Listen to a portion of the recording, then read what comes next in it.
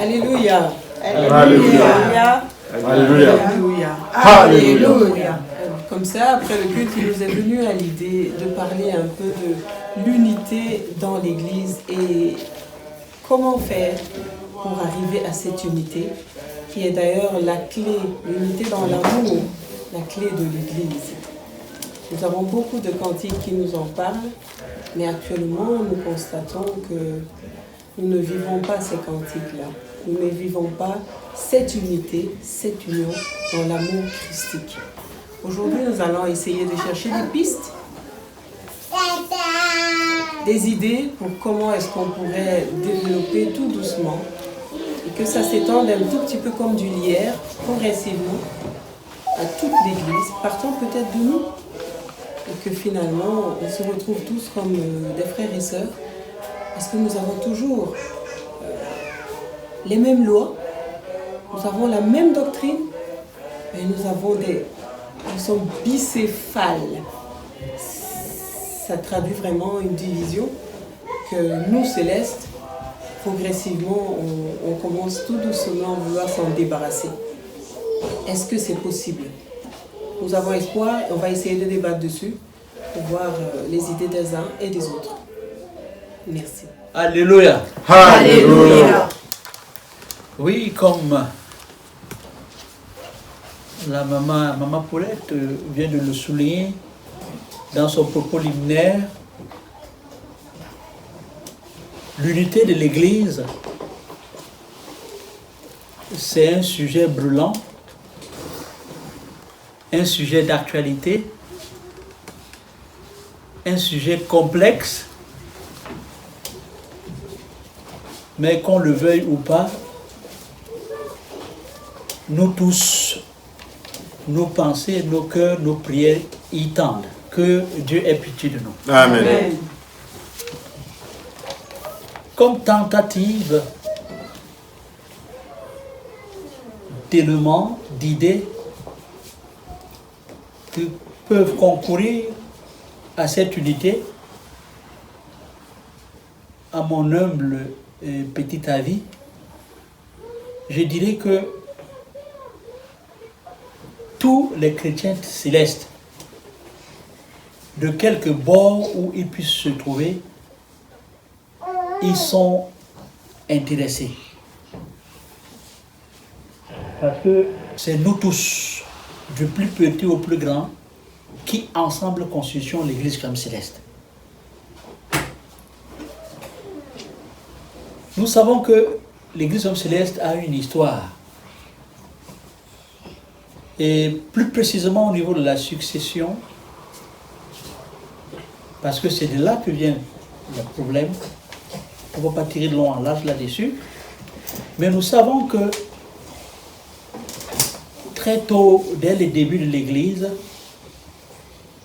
comme l'Église homme céleste, c'est une Église d'esprit, Dieu de façon formelle, sans embâge, nous a donné les directives dans cette Église, comment est-ce que la succession devrait se passer une fois que le prophète, pasteur, fondateur, Papa Samuel Bleu Joseph Oshofa, à cette époque-là, parce que nous sommes en 47, comment est-ce que cette succession devait se passer, que ce soit pour le cas de Papa Oshofa, que ce soit pour le cas de ses successeurs.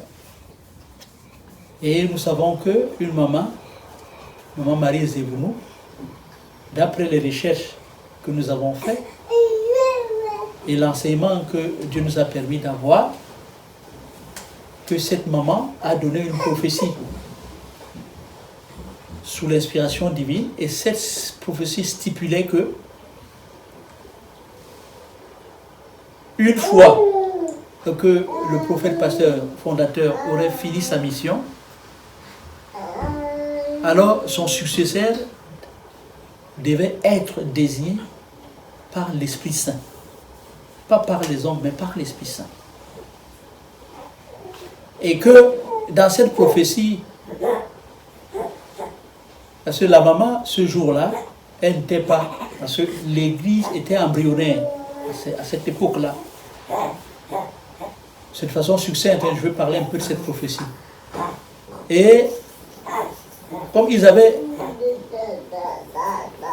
l'habitude de prier avec Papa Oshofa. Papa Oshofa priait déjà avec ce petit groupe. Pour ce jour-là, elle est partie faire son marché. Et c'est là-bas que l'Esprit Saint est tombé sur elle. Elle est venue en courant. Et elle a trouvé ce groupe-là. Chez Papa Oshofa, en pleine adoration.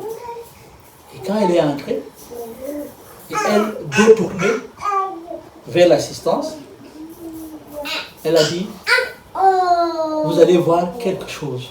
Et justement, la bougie qui a été allumée, une fourmi sortie de nulle part, va faire le tour et la fourmi va sauter et entrer dans le feu. Bien sûr que la fourmi qui est dans le feu va mourir.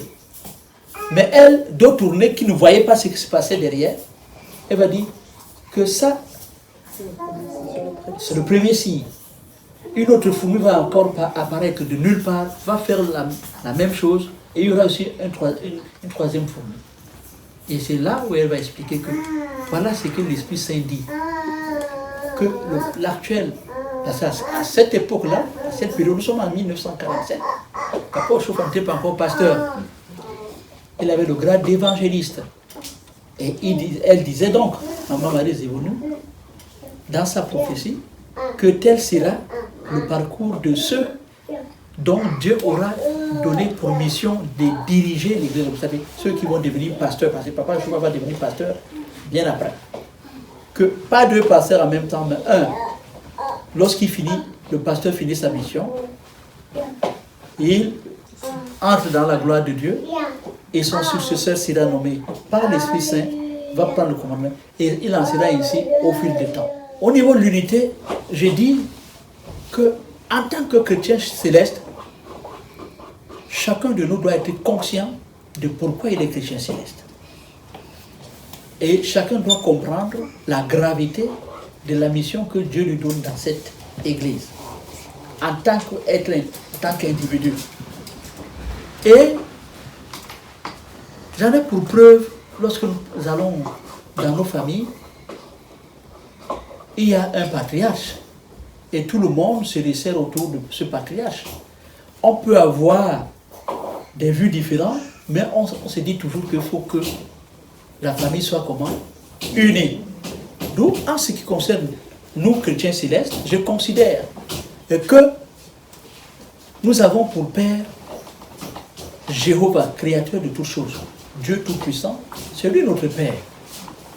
Et Papa Oshofa, lui qui est le fondateur de cette église, selon la volonté de Dieu, il est notre Père adoptif à nous tous.